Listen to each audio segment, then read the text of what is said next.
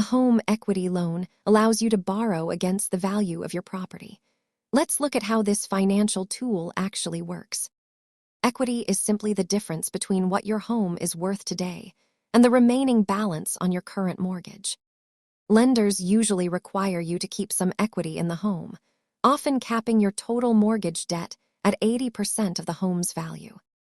You receive the money as a single lump sum, then pay it back over time with fixed interest rates and predictable monthly payments.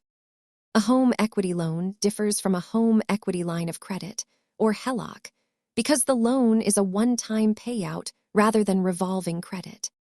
Repayment periods vary widely, typically ranging from 5 to 15 years, depending on your financial goals and lender options. Always remember that since your home secures the debt, missing payments puts your ownership at risk. Treat this debt with caution. Using your home as a financial tool requires careful planning. Thanks for watching, and remember to check with a professional regarding your specific situation.